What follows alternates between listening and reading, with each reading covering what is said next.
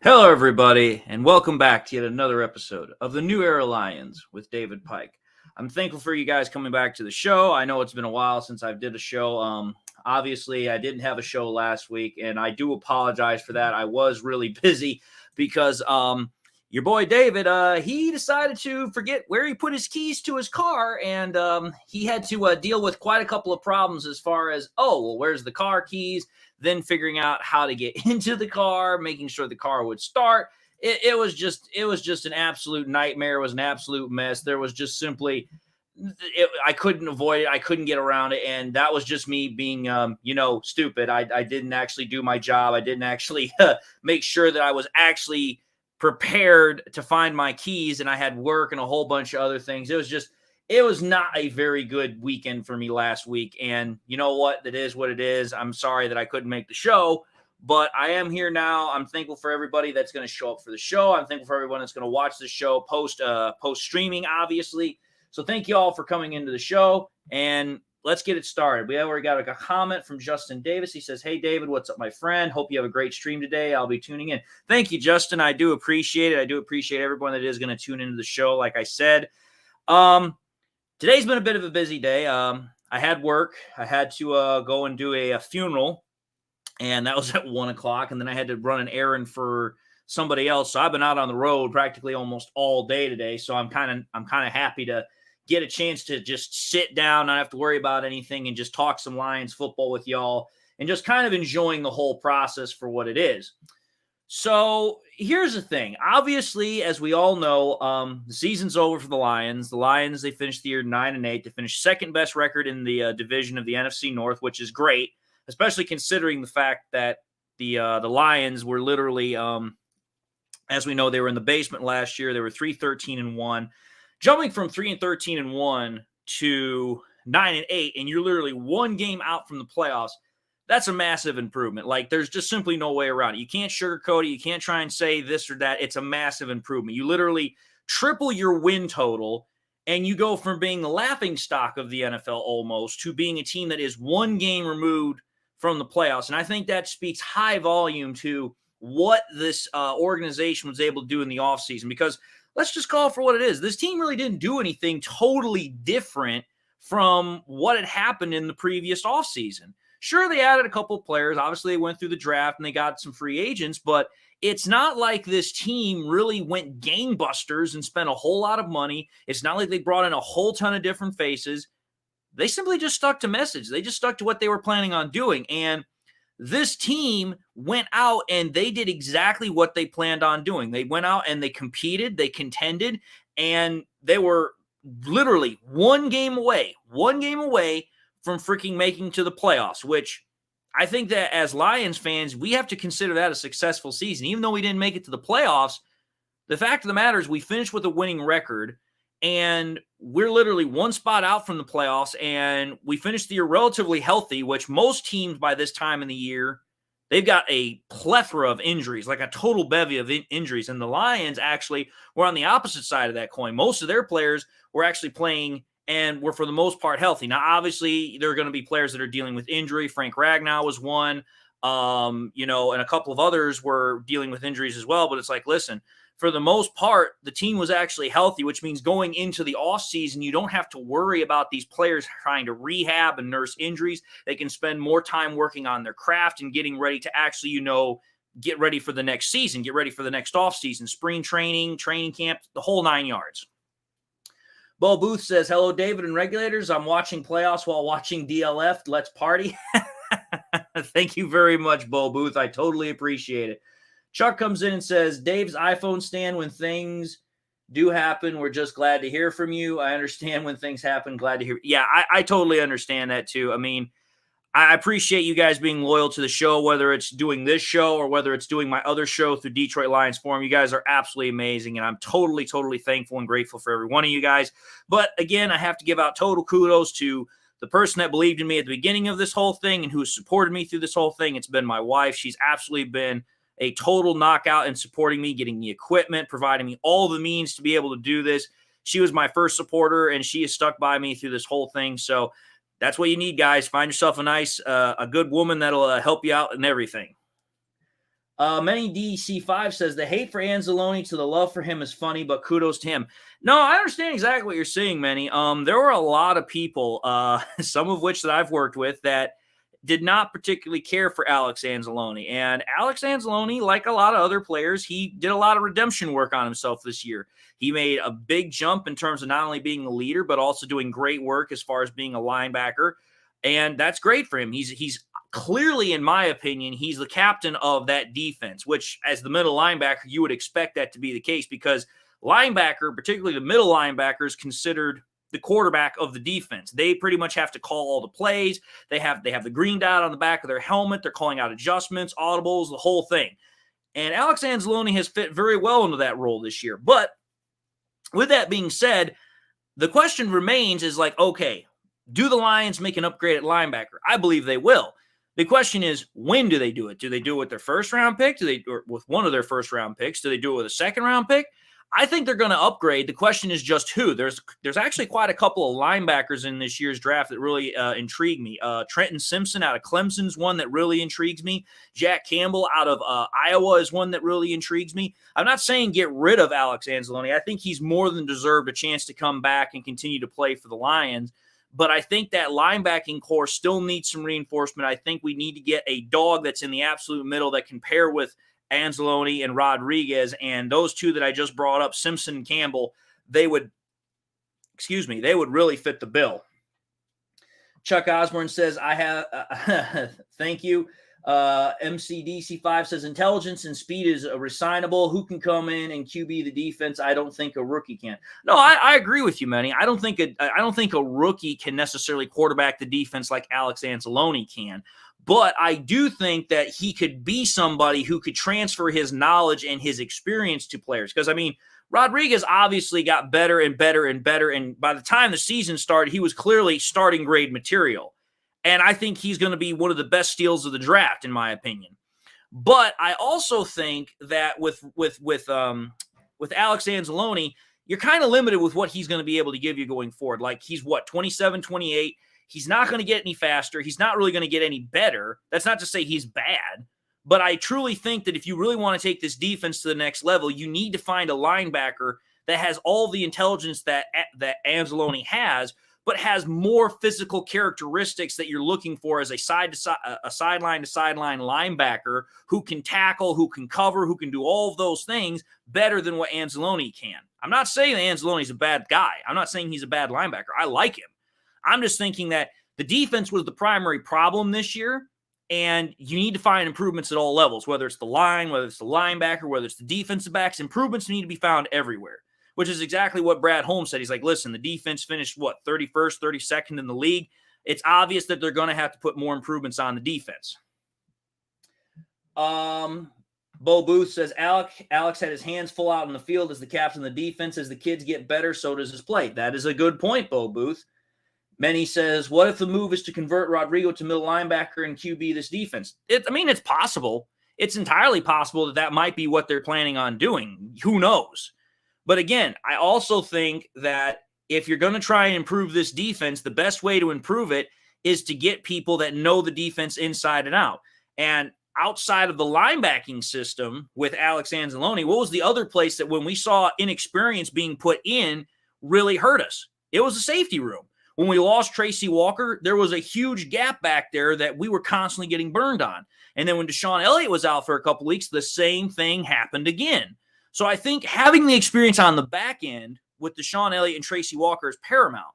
And I think Kirby Joseph getting all the experience he did back there is paramount.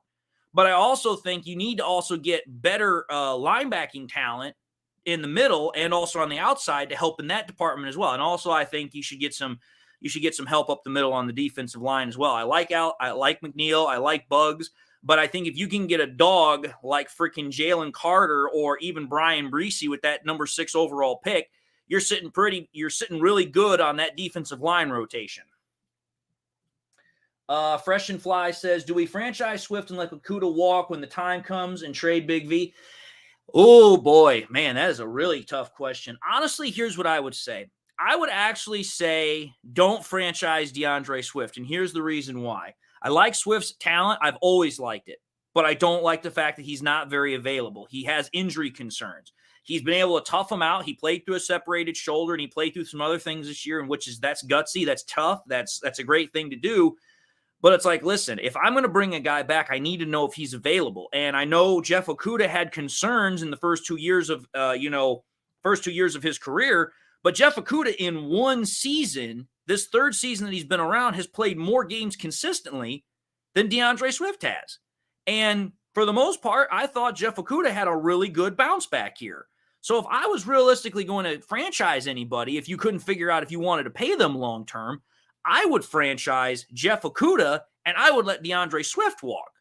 And as far as trading Big V or not, the thing with that is you need to make sure you have a reliable, sustainable option at that right guard position. Again, I don't have a problem with Evan Brown being as a backup right guard, but I don't really think he is a long-term sustainable starting right guard. He has moments where he looks really good, and he has moments where he doesn't look really good. He's a really good swing guard and backup center who can fill in for some stretches, but I don't think he is your starting option at guard. I think he's a really good backup option. The Lions need to find a younger, more talented right guard than what they have in Big V. So if you can trade Big V and get the contract off the books, I'm all for it.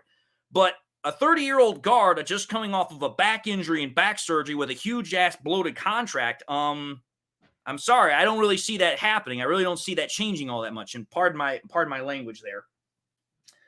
Let's see here.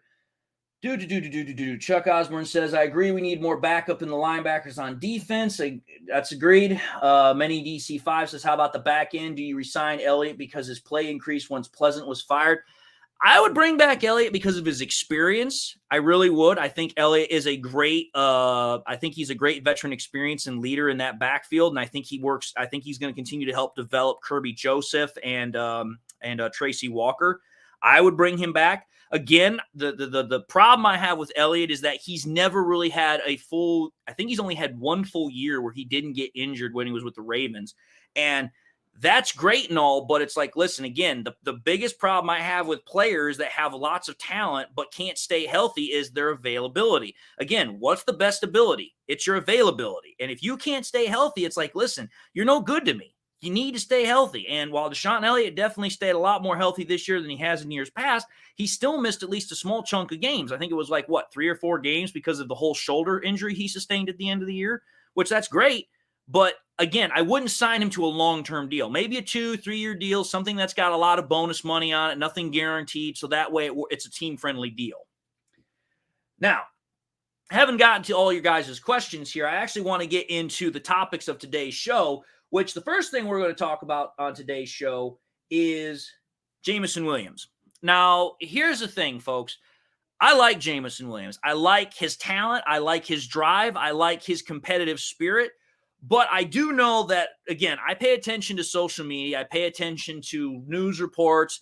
And I've already heard a couple of opinions from some people about how they don't like Jameson Williams' attitude that he expressed, specifically in the Green Bay game, when he wasn't necessarily getting touches, he wasn't necessarily getting the ball thrown his way, blah blah blah blah blah blah blah. And it's like, okay, folks, let's back this up here, because I know some people are worried about Jameson Williams. And realistically, the title of this whole segment is going to be, should Lions fans be worried about Jameson Williams? My answer is no. I don't think Lions fans should be worried about Jameson Williams. And here's the reason why. Number one, let's understand something here. I said this on my private YouTube channel, Detroit Lions Forum. People wanted to make much ado about Jameson Williams, about how he was supposed to come in. He was supposed to be this burner. He was supposed to be this guy that was going to just light defenses up. And part of that was the overzealous expectation that, hey, as soon as he comes in, boom, he should just hit the ground running and that's it. Well, here's the problem. That was not going to be a realistic expectation here.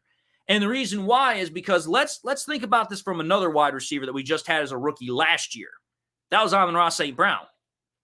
How many freaking weeks did it take Amon-Ra St. Brown to get on the same page with Jared Goff before Amon-Ra St. Brown just literally blew up and took over the entire NFL as one of the best young wide receivers? It wasn't until week 11, week 12, until Amon-Ra St. Brown fully came on the scene and he was just this dynamic monster of a wide receiver. When did Jameson Williams come back? Oh, that's right. Jameson Williams didn't come back until the very same time last year when Amon-Ra St. Brown started to catch fire. So it's like, why should we have expected that Jameson Williams was going to do the exact same thing in 2/3 the less of time that Amon-Ra St. Brown had? Amon-Ra St. Brown had a whole season to develop chemistry with Jared Goff. Jameson Williams literally only had 6 weeks. It's like there was this unrealistic expectation that Jameson Williams was going to come in and he was just going to be he was just going to burn the league. It wasn't going to happen. And plus, on top of that, there was a recent report that was literally just released not that long ago where Amon-Ra St. Brown said that he believes that Jameson Williams is going to be a spark for the Detroit Lions, that he's going to provide that much-needed electricity, that spark, that jolt that they need on offense. And it's like, listen, we saw it at least on 2 separate occasions that I can recall from the season. One actually stood, one did not. And you all know what I'm talking about. I'm talking about the 41-yard touchdown that counted against the Minnesota Vikings. Jameson Williams was wide open. There was nobody around. Now, granted, that was a little bit of a miscoverage snap in the back end of the Vikings, but Jameson Williams was just flat out burning people. Like, there was nobody around. And then you go to the Packers game at the end of the year. If not for a holding call, I think it was on Taylor Decker that got the play called back, Jameson Williams would have had his second touchdown of the season. And once again, Jameson Williams just put on the burners. Nobody could catch him. So when people want to ask me, or people want to ask or have this idea of being concerned about Jameson Williams' work ethic, about his attitude, or about the fact that he seemed like he was upset because he wasn't getting used as much, it's like, listen, let's understand something here. You have to understand where he was coming from too, if that is the case. And I'm not saying it is. I'm just saying if it is the case. Jameson Williams had to sit pretty much 2/3 of the year nursing an injury that the doctor that worked on him said, hey, he could be ready in like a couple of weeks, maybe a month or two after he'd had already a surgery done and had been drafted. He was like, hey, he should be ready in time for training camp. But the Lions kept saying, no, we're not going to bring him. We're not going to rush him back. We want to make sure he's 100%. So I'm pretty sure Jameson Williams is hearing from his doctor, hey, he's physically ready to go. And the Lions are like, no, he's not ready to go. We want to wait. So you probably got a little bit of the impatient factor there, number one. Number two, Jameson Williams is obviously a young guy. He's trying to make his way. He's trying to make his mark in the NFL. He's obviously going to be chomping at the bit. I can't fault him for that. I want him to be chomping at the bit. But at the same time, it's like, listen, because of that chemistry not being there between Jameson Williams and Goff, I'm also not worried about it for one simple reason. What did Jared Goff do this offseason with the wide receivers that he had? He flew practically every single one of them out to Los Angeles, where his home was at, and he had a throwing session with them. He had actually a couple throwing sessions with them. He threw with them. He built that chemistry with them. And we saw how when that chemistry was developed, what those wide receivers in him were able to do this year. Jared Goff had one of the best seasons of his career and arguably one of the best seasons of all quarterbacks in the NFL this year. You add Jameson Williams into that already very combustible mix of DJ Chark, Josh Reynolds, Amon-Ra St. Brown, and even Khalif Raymond. You add Jameson Williams into that, dude, you've got a high-octane offense that's got wide receivers to burn for days. So I'm not worried about Jameson Williams. I'm not worried about him at all. I'm going to let the offseason take effect. I'm going to let Jared Goff bring him into the fold. Take time in the offseason to work with him, get him in total rhythm with this offense, total rhythm with Jared Goff, and then I'm going to see and make my final judgment on, okay, now let's take a look where Jameson Williams is, and let's see what he's doing come next year. We got ourselves a couple of comments here really quickly.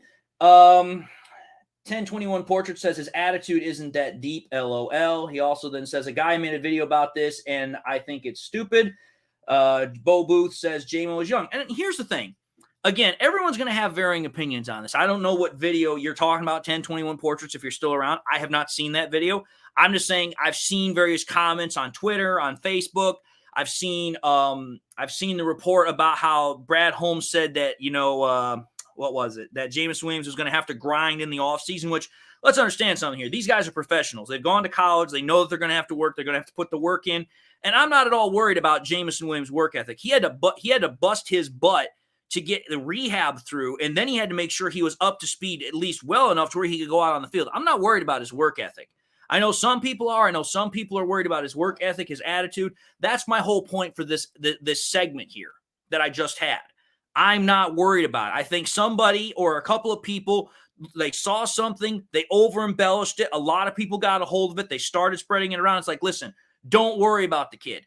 This kid is going to make sure that number 12 overall selection that Brad Holmes paid on him is going to come back, and it's going to pay itself in full. I'm not at all worried about Jameson Williams. Let the kid get his offseason legs under him. Let him develop some chemistry and a rapport with Jared Goff, and let's see what happens come next year. Let's not worry about Jameson Williams. There are a lot of other things that this Lions organization and Lions fans need to worry about before talking about Jameson Williams. And actually, we're going to talk about one of those things right now.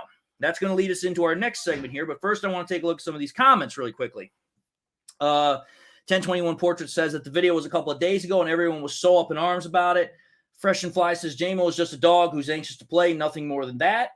1021 Portrait says that whoever made the video, was calling him a diva and saying he'll be another Randy Moss, which I don't know if that's bad, LOL. Many DC5 says, I think the biggest improvement was discipline. As soon as Austin Bryant made that dumb foul, he was benched. Okay. And Bo Booth says it's clickbait. That's all it is. And again, that's the thing, folks. That's why when I do my shows or when when I'm on Detroit Lions Forum, I don't make clickbait shows. I simply don't. Whatever I put as my title art, whatever I put as my title, that's exactly what you're going to get in my video. I don't put any clickbait out because I hate clickbait videos. It's like, oh, you're going to sell. This is what you're saying the video is going to be about, and then it's not. It's like at that point you just sold me a bill of goods that is not exactly what I was expecting. You deal with that in everyday life when you go to the grocery store, when you watch advertisements. Like, no, if I'm going to invest my time, money, or effort in something, I want to make sure that's exactly what I'm getting. If you're going to do something that is clickbaiting, then why should I constantly keep coming back if all you're going to do is put out stuff that is not exactly what you're saying it's going to be? That's why with me, you guys are going to get the real McCoy. You're going to get the real deal. I'm not going to give you anything that's a fake or false narrative. I'm not giving you guys any sort of clickbait material. What you see is what you get. Now, with Jameson Williams having been talked about, let's talk about the next person that the Lions realistically need to think about in the offseason. That's Ben Johnson. Now, I know that Woodward Sports, I know a couple of other places are making a huge deal about Ben Johnson potentially, becoming a head coach somewhere because a lot of teams have requested interviews with him. The Panthers are one. I believe that the Texans are another. I think also maybe I know at least 2 or 3 teams have requested him, but I know for a fact that the Texans and Panthers have requested him. If you all know who the other ones are, please by all means drop it in the comments and we'll go from there. But I know Ben Johnson has been requested by several teams for head coaching interviews. I know that. And let's be entirely honest here. Everybody knew that was coming. You could see that from a mile off, even if you were blind. You knew that was going to happen, folks. And when you take a look at Ben Johnson here, it's not at all surprising that Ben Johnson is getting these head coaching interviews. It's not. And here's the reason why it's not surprising. The NFL is a copycat league. We've heard it all before. It's a copycat league. The NFL is trying to copy somebody else's success and bring it to their franchise because they want it. It doesn't always work. The Lions are very well acquainted with this whole process because we decided we were going to bring Matt Patricia and Bob Quinn here to replicate the Patriot way, and the Patriot way wound up being an absolute disaster. So trying to copycat something is not always going to work. But I know there's a lot of Lions fans out there that are really, really worried about the prospect of losing Ben Johnson because they think that if Ben Johnson leaves, they think seriously that this offense is going to regress and that Jared Goff is going to regress and we're going to fall back into mediocrity next year. This is why I don't think that's the case. This is why I seriously don't think that's the case. And I'm not saying it's because Ben Johnson isn't the guy. I'm not saying that Ben Johnson is bad. I'm not saying that Ben Johnson is just a bunch of hot air. I know Ben Johnson is a good coach. I know that for a fact. But when people want to place as much emphasis as they do on Ben Johnson as if he is somehow the glue that is holding this offense together, it's like, wait a minute, back up here a minute, folks. Let's first understand how Ben Johnson got the job that he got. First and foremost, it was because when Anthony Lynn, a very seasoned offensive coordinator and head coach, came into Detroit, he could not make an offense work with Jared Goff. He couldn't make it work. So it's like, okay, here, either Anthony Lynn is just really bad as an offensive coordinator and head coach, which that's entirely possible, or Jared Goff just couldn't work with Anthony Lynn or vice versa. There's a couple of scenarios that could play out. But either way, the point is Anthony Lynn was fired. His play call duties were removed. And then Dan Campbell and Ben Johnson took over as far as the play designing, play calling, the whole 9 yards for the end of 2021. And the offense, it improved. It improved dramatically. So then you go into 2022. Dan Campbell's kind of kicking around the idea, well, should I continue to call the plays or should I have Ben Johnson call the plays? Well, let's first understand something here. Why ultimately I thought Ben Johnson was going to call the plays in the first place. It's because if y'all remember, Ben Johnson sat down with Jared Goff, I don't know what it was, like a week or two in the offseason, and they literally sat down, and the two of them, again, I say that, the two of them together sat down and they built this offense together. It's not like Ben Johnson just magically built this offense out of nothing and said, here you go, Jared, this is what we're running. No, Ben Johnson collaborated with Jared Goff and said, hey, what is it that you do well? And we're going to incorporate that into this offense, and we're going to try and find something that works with you and vice versa. And that's what happened. A lot of Lions fans conveniently forget that it wasn't just Ben Johnson that made this offense. It was also Jared Goff. Jared Goff had just as much of a fingerprint on the orchestration and architecture of this offense. So now we get to the point where we're at right now. The Lions have had a top 5, top 10 offense all year, and now Ben Johnson's getting all these interview requests. Well, now you've got Lions fans that are like, man, if we lose Ben Johnson, is Jared Goff going to regress? Is this offense going to regress? Are we going to fall back into mediocrity? Here's why I think it's not going to happen. Because, okay, you lose Ben Johnson potentially, and I'm going to say that word again, potentially lose Ben Johnson. Here's the thing. Jared Goff has already established that he knows what he's looking for in this offense, and all of the players are pretty much coming back. The new offensive coordinator is obviously going to try and bring his own spin on it. But do you honestly think that Dan Campbell is going to let that offensive coordinator come in and completely change everything just because, well, I don't like this offensive system. I want to run with my own system. There's no way that's happening. The offense that the Lions had this year, even if a new offensive coordinator comes in, there's no way they're going to let that offensive coordinator completely derail everything that's happened. They're going to be like, listen, if you're going to come in and be the new offensive coordinator, you need to work with Jared to make sure this is an offense he is comfortable with and that he can run. They're not just going to let an offensive coordinator come in after Ben Johnson potentially leaves and let that offensive coordinator completely derail everything. So that's why I don't think Lions fans should be even worried if Ben Johnson leaves, number one. But here's another reason why I don't think they need to worry about Ben Johnson leaving. I don't think Ben Johnson is leaving, period. Here's the reason why. The reason why I don't think that Ben Johnson is going to leave is because I don't think that any teams are seriously going to want to take Ben Johnson. I think more what teams are doing right now is they're kind of surveying they're kind of surveying what's out there. They're trying to see what is potentially out there. Ben Johnson is a hot commodity right now, but here's the thing. Ben Johnson only has 1 year as an offensive coordinator calling plays. 1 year. Most teams, if they're seriously going to look at trying to hire somebody to be a head coach, they want somebody who's had at least a couple of years of experience calling plays, whether it's offense or defense, or they want somebody who has prior experience as a head coach at the college level or at the NFL level. Ben Johnson does not have either of those. Yes, he's been in the league for a couple of years. Well, not a couple of years. He's been in the league for quite a couple of years as, as positional coaches and other things. That's fine.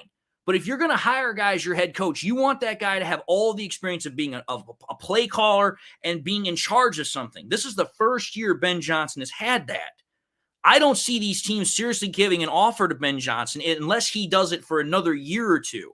That's why I think Ben Johnson getting all these interview requests is just par for the course. These teams simply want to feel out what Ben Johnson is and feel out what these other coaches are. Because let's not forget, who else is also on the market right now? Oh, that's right, Jim Harbaugh. Oh, that's right, you've also got Sean Payton. And you got all these other coaches that are potentially making their way into the whole conversation. Because here's another offensive coordinator or an offensive mind that's been out there for years that constantly gets interview requests, but nobody ever hires him. Oh, that's right, Eric Bieniemy, the offensive coordinator of the Kansas City Chiefs. He's been a head coaching guy for the last couple of years.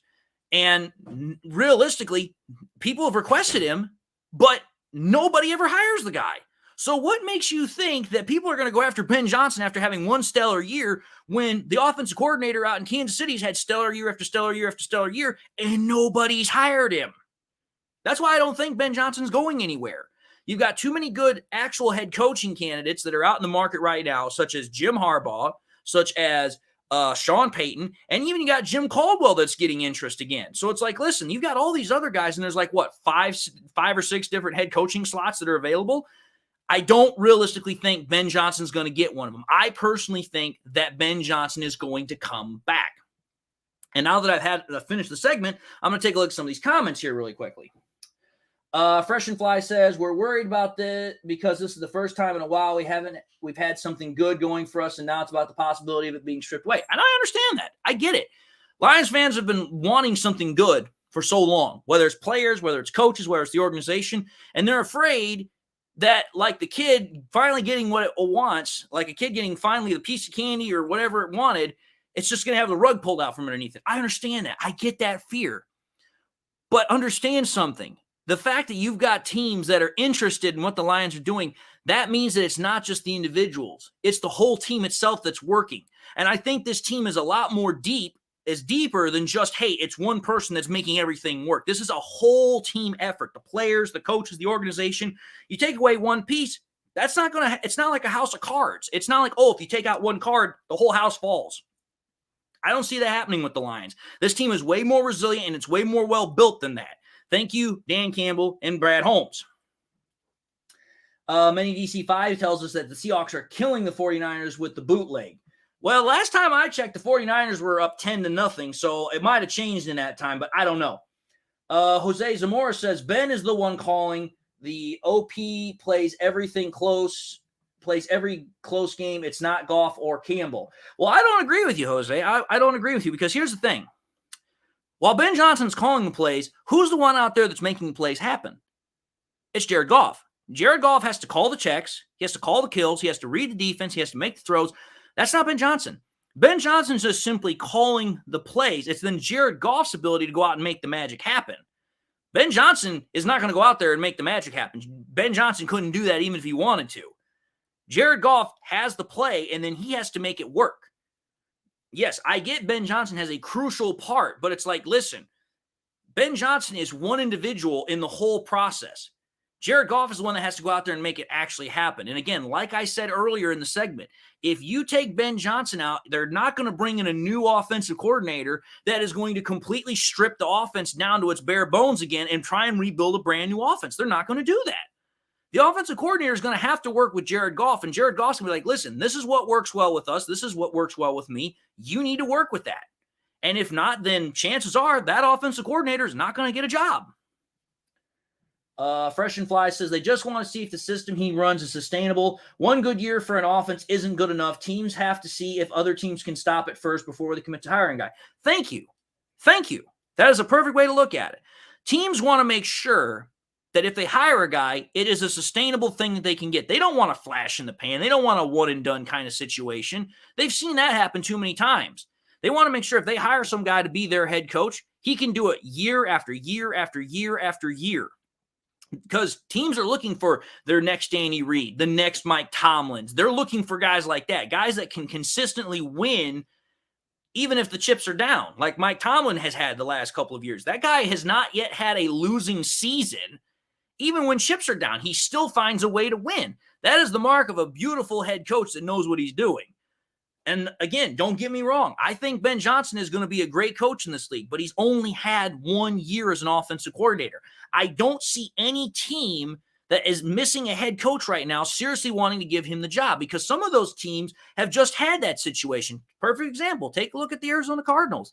They just fired Cliff Kingsbury, a guy who was this massive offensive guru in college. He comes out to Arizona and he has 1, maybe 2 years where things go good, and then everything just falls apart and he's fired.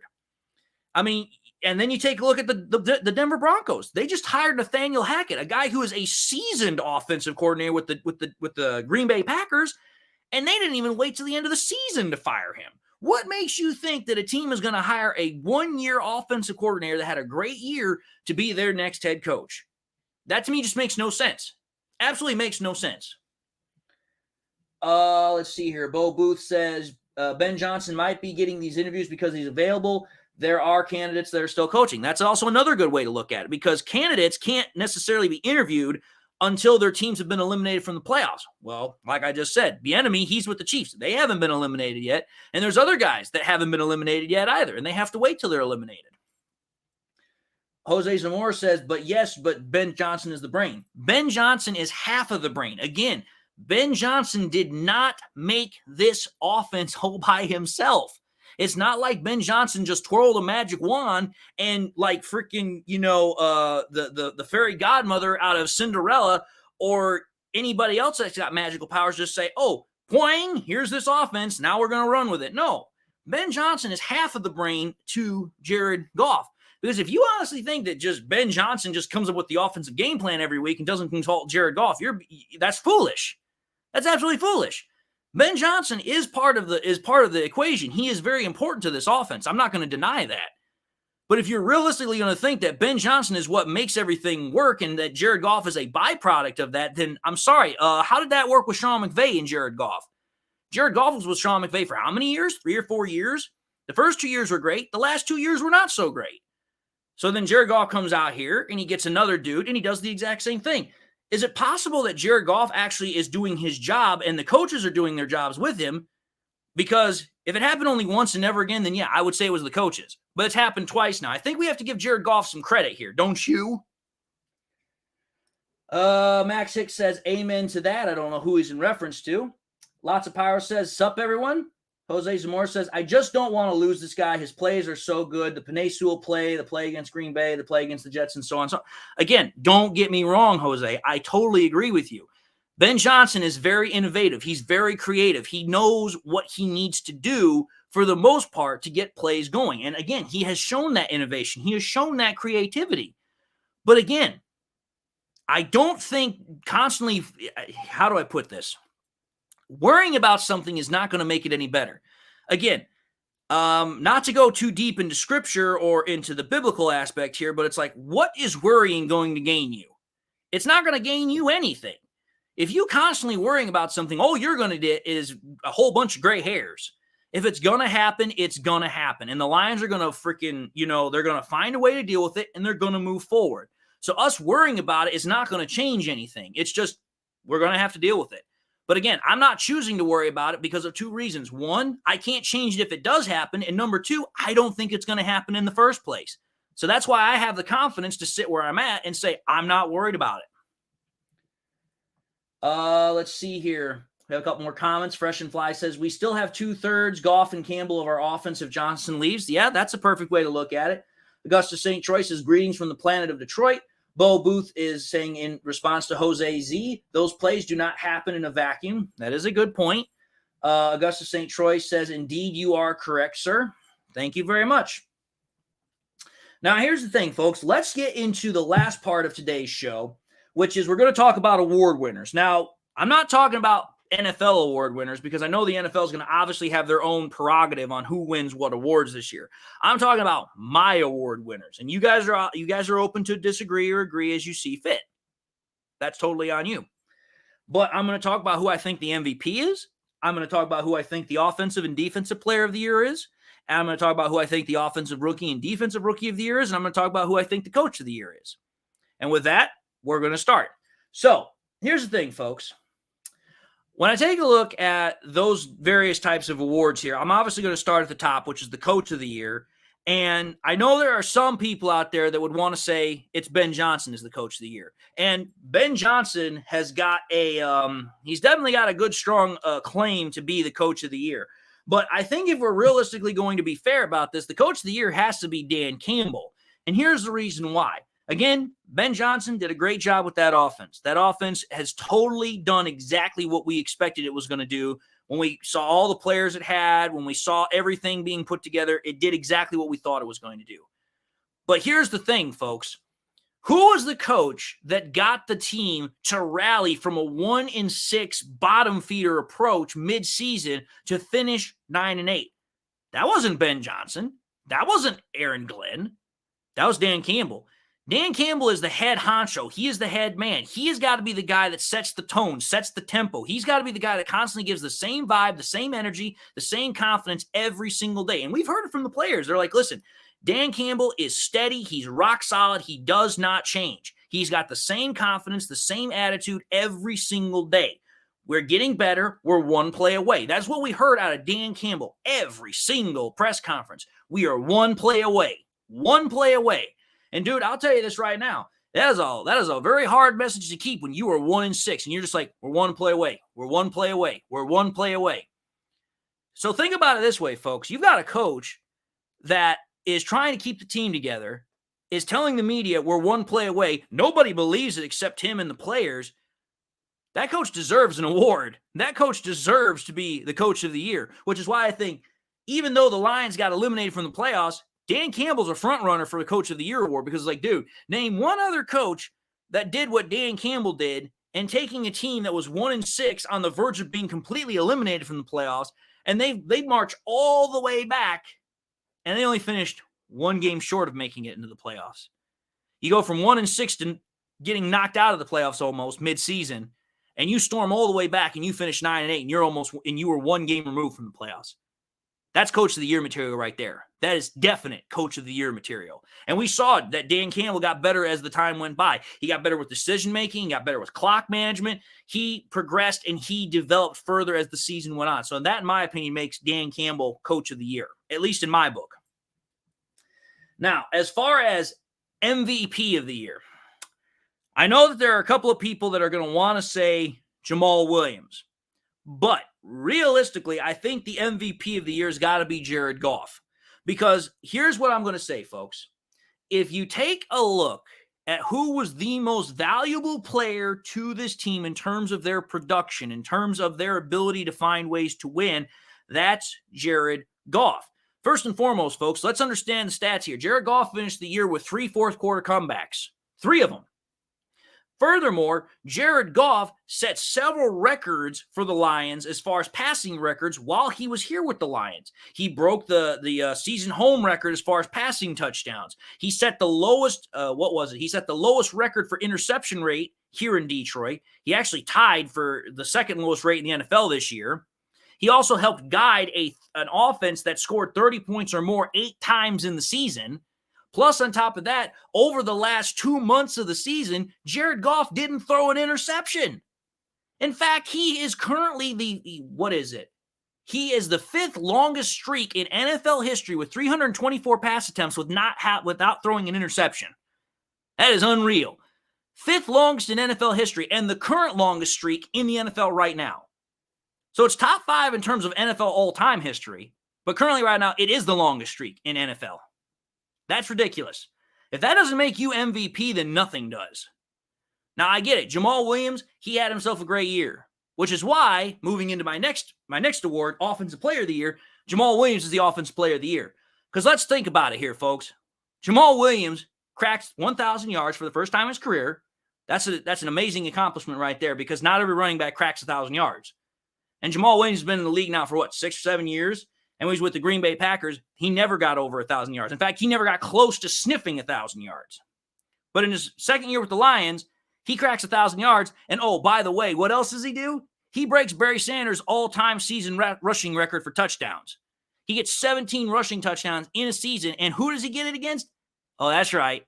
His former NFL team, the Green Bay Packers. He not only cracks 1,000 yards against his former NFL team, the Packers, he also breaks Barry Sanders' record against the Packers. Oh, how sweet it is to get revenge, not only against your former team, but on the biggest stage that the Lions have been on all year on Sunday Night Football. Pardon me. That right there is a sweet, sweet amount of revenge for Jamal Williams. Sweet revenge. And that's why I believe Jamal Williams is Offensive Player of the Year. Now, you could also put in an Amon-Ra St. Brown in there. Amon-Ra St. Brown is definitely deserving of that award as well. But again, I don't like doing co-awards. We haven't had a co-award for anybody in the NFL since 2004, when it was when Steve McNair and Peyton Manning were co-MVPs or something like that. So for me, it's like I don't like that co-award winning thought process. I don't. Now, Defensive Player of the Year award. Defensive Player of the Year award. Woo-wee, this is going to get some fun here. Here's what I'm going to say. Defensive Player of the Year award, in my opinion, is Aiden Hutchinson. Now, he's also a rookie, so bear that in mind. But take a look again, we've all heard the story. You take a look what Aiden Hutchinson's done this year. 9.5 sacks, so he's a half sack short of double digits, number 1. Number 2, 2 fumble recoveries, plus 9 tackles for losses, plus how many times was that guy double teamed and everything? He had so many pressure rates. Dude, that's absolutely ridiculous. And all those stats are just great, grand, and glorious. They are out of this world for a rookie. But the one stat that absolutely makes him, in my opinion, the Defensive Player of the Year award for the Lions is those 3 interceptions. Now, obviously, Kirby Joseph had 4 interceptions this year, and that is definitely something that everyone should pay attention to. But it's like, dude, when you as a defensive lineman, you have 3 interceptions in 1 year, and you're tying a Hall of Famer from 1990 for being Richard Dent, dude, you absolutely deserve a Defensive Player of the Year award, in my opinion. You absolutely deserve it. Absolutely deserve it. Which then brings me to the Rookies of the Year. Offensive Rookie and Defensive Rookie of the Year. Now, here's the fun part. This is what's going to really make you guys turn your heads. As far as Offensive Rookie of the Year, we don't really have a whole lot of offensive rookies. You've got James Mitchell and you've got Jameson Williams. Well, let's just call it for what it is here, folks. Neither one of those guys had Offensive Rookie of the Year awarding seasons. Neither one of them did. So I was like, man, who's going to win the Offensive Rookie of the Year award, in my opinion? And that's where I thought about it. Ben Johnson. Because think about it. This is Ben Johnson's rookie year as the offensive coordinator, is it not? So technically, he's an offensive rookie. It's his rookie year calling plays for the Detroit Lions. So I was like, it doesn't say Offensive Rookie Player of the Year. It's Offensive Rookie of the Year, in my opinion. So I say that the Offensive Rookie of the Year is Ben Johnson. Because again, you help orchestrate an offense with Jared Goff, which is top 5 in most statistical categories. It literally scores 30 points 8 times or more, actually not more, 8 times in an NFL season, which is a record. And on top of that, you have all of these different players that are breaking records not only for the franchise, but in the NFL. Jamal Williams, Jared Goff, so on and so forth. And then you think about it from another perspective. This is the same team that had, for the first time, and I don't remember what the record was, but they had 4,000 yards passing and 2,000 yards rushing all in the same year. That's ridiculous for this Detroit Lions team, especially when you consider the fact that this team at one point had Matthew Stafford and Megatron on the same squad. For a team not to have either of those guys on the same squad and still break that record, again, impressive. And that's why, in my opinion, Ben Johnson is the Offensive Rookie of the Year. Now, finally, the Defensive Rookie of the Year. Now, some people would probably want me to give Aiden Hutchinson the Defensive Rookie of the Year and double up on the award, but I'm not going to do that. I don't like doing that either. I like one player to win one award. So if it's not Aiden Hutchinson who's getting the Defensive Rookie of the Year award, it's definitely going to be James Houston. James Houston absolutely deserves the Defensive Rookie of the Year award in this case, because if you don't have Hutchinson winning the award, he's the next best rookie on the defense that the Lions had. And there were a lot of good defensive rookies. You had Malcolm Rodriguez. You had Kirby Joseph. You had some really good defenders on defense. So for me, it's got to be James Houston, who's the Defensive Rookie of the Year if Aiden Hutchinson doesn't get it, if he's the Defensive Player of the Year. And I mean, let's just think about it here, folks.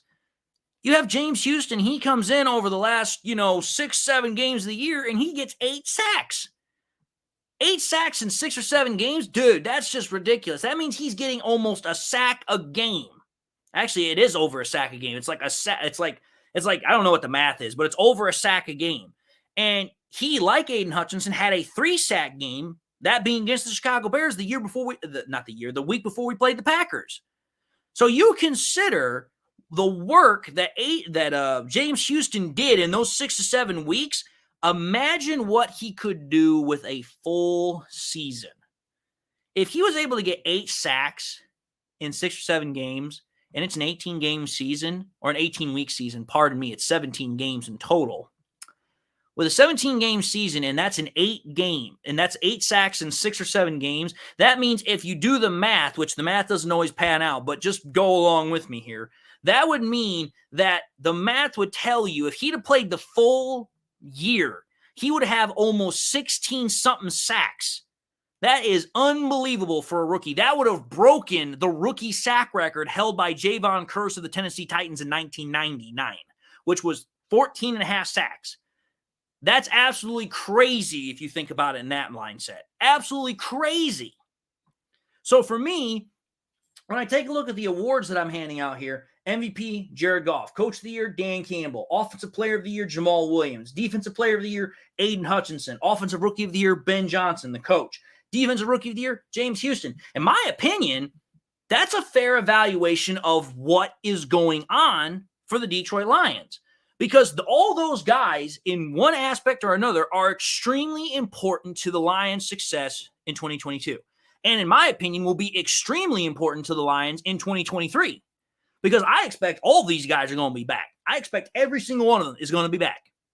I have no doubt about that in my mind. So for me, obviously, some people are going to be like, well, why isn't Amon-Ra St. Brown in there? Amon-Ra St. Brown definitely deserves an award. Yes, he does, but let's just call it for what it is. Did Amon-Ra St. Brown break Barry Sanders' record? No. Did Amon-Ra St. Brown help orchestrate a 30-point scoring offense over 8 games? He was part of it, but he didn't help orchestrate it. He was just part of getting us there. So it's like, listen, if not for Jamal Williams and not for Jared Goff having the seasons they did, Amon-Ra St. Brown would have definitely gotten an award, in my opinion. Absolutely, definitely would have gotten an award.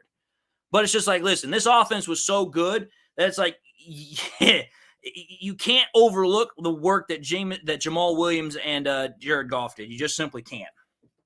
We got just a couple comments here.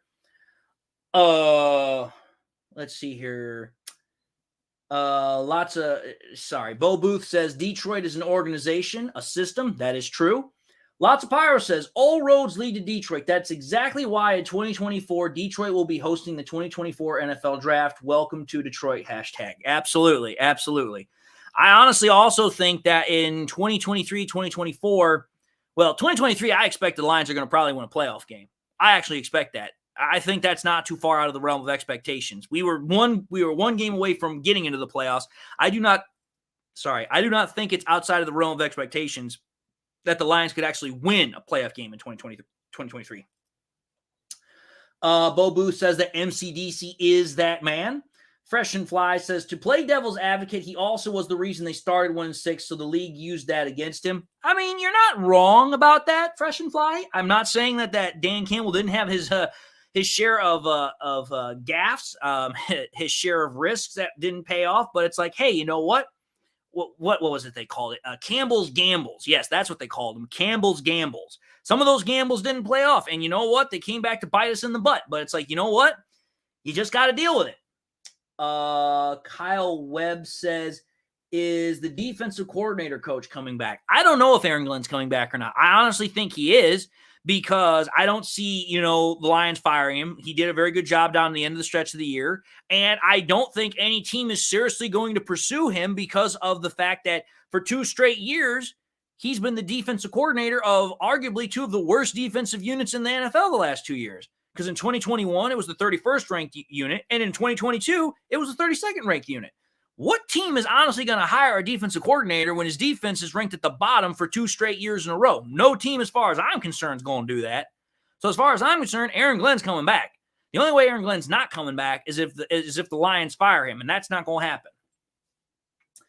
Lots of Pyro says Hutch for defensive plus NFL Rookie of the Year.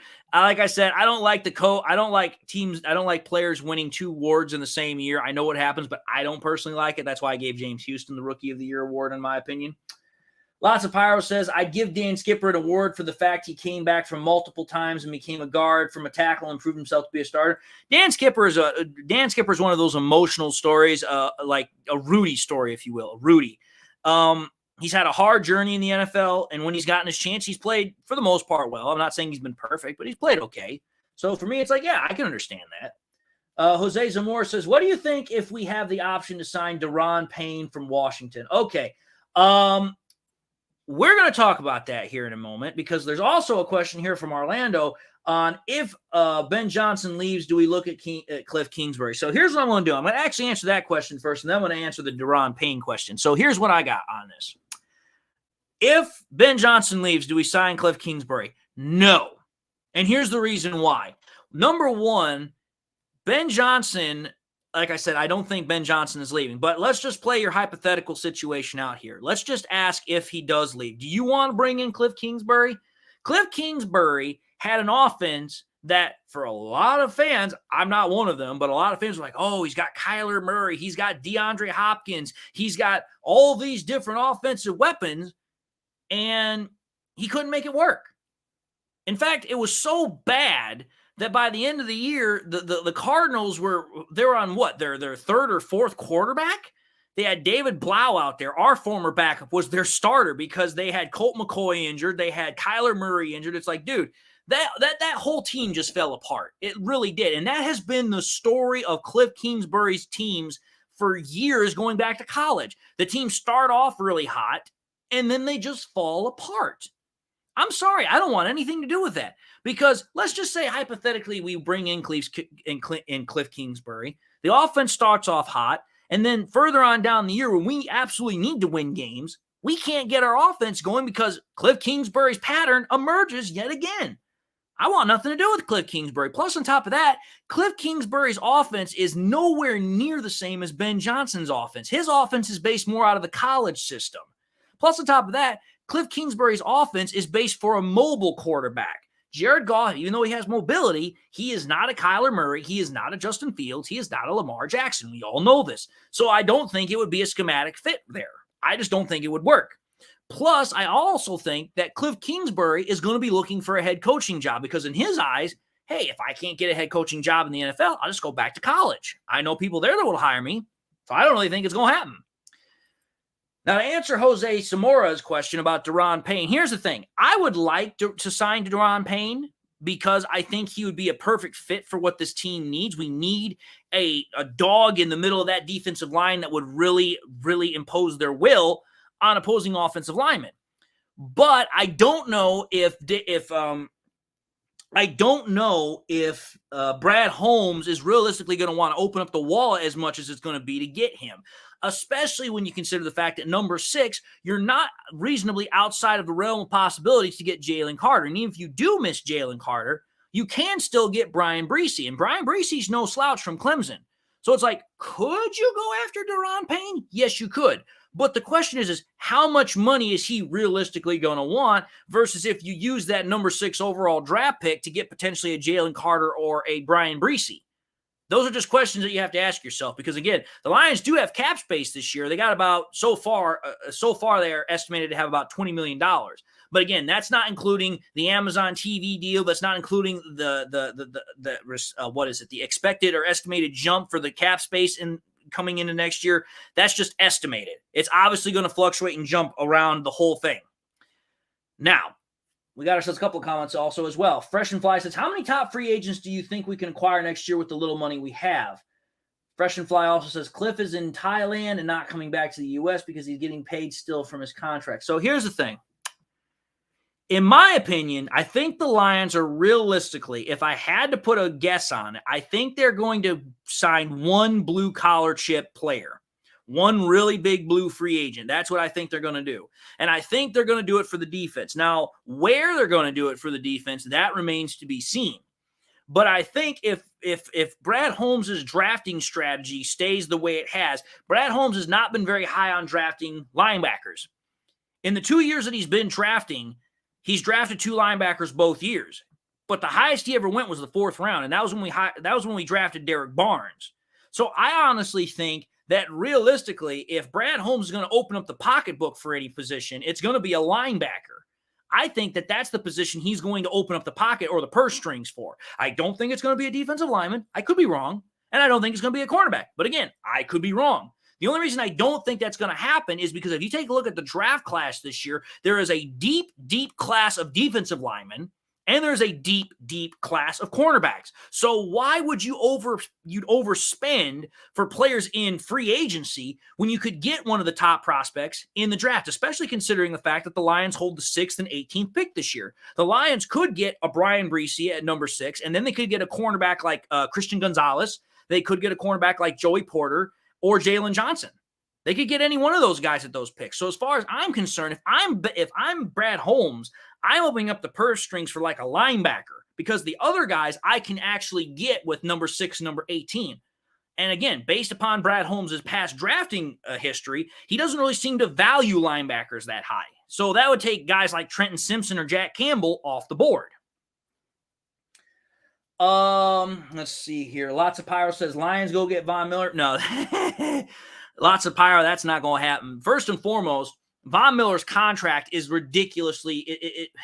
Von Miller is still a good player, but let's understand something here. Von Miller is about to be 35 years old. And the Bills signed him to a 6-year, $120 million contract last year.